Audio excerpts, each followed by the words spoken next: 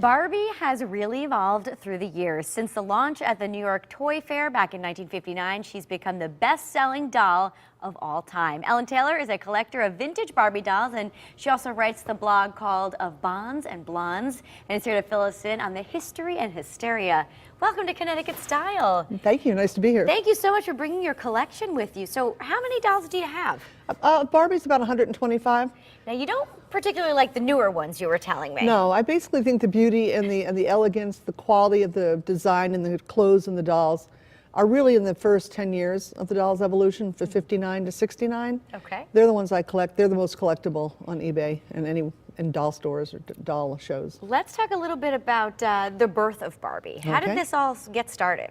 Well, Ruth Handler was the co-founder of Mattel. She and her husband Elliot went on a trip to Germany, and she'd been thinking about the idea of, the whole doll world was dominated by baby dolls and toddler dolls in the 50s, of coming up with a doll that had more adult proportions. The girls could, project their own aspirations for careers onto this doll.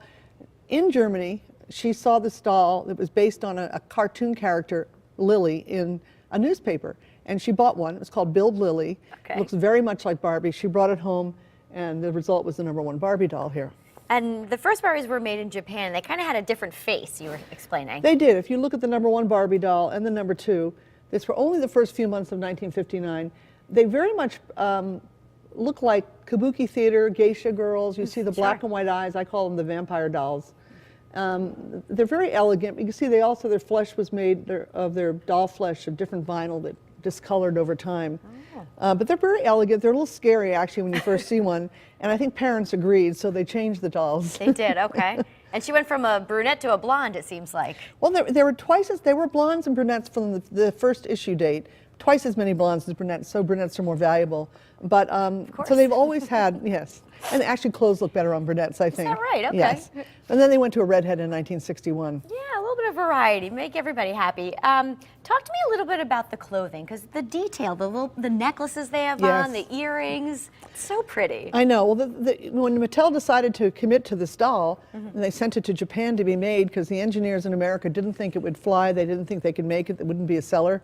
She took her Japanese engineer and said, please make this. So they hired a designer, Charlotte Johnson, to work with the Japanese to come up with these amazing outfits like this Enchanted Evening with pink satin with little lace hem facing.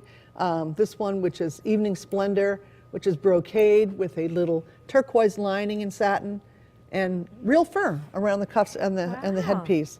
So that's the other thing that makes these dolls so collectible and valuable, is they really were extremely high quality. There was a real commitment on the part of Mattel. You could kind of match the outfits with the time period that they're in, right? Yes. A little bit of history here. Well, it's interesting because I know as a collector, very few of these are very dated. Here's a swing coat, red velvet with white satin, and you would see that today in a store. This one's a little more dated, Let's Dance. It's blue polished cotton with a little print.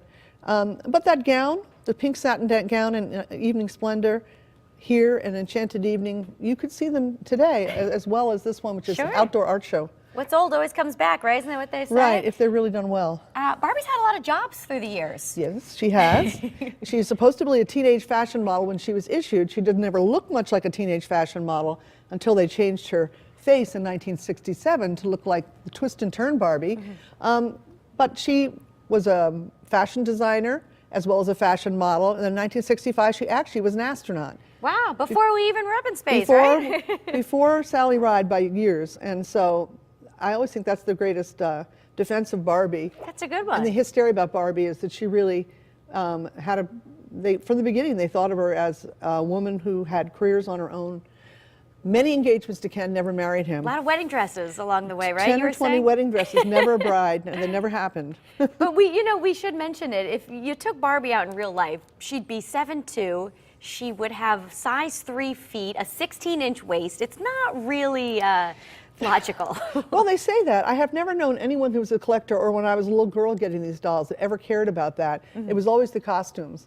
And at doll shows, there's practically no one who's anorexic who's collecting dolls or buying and selling them. They're quite the opposite. So. And there's a market for this too. I mean, I know that you have your blog. Tell us a little bit about that. I write a blog called Of Bonds and Blondes because I was a bond market reporter for many years, as well as a trader.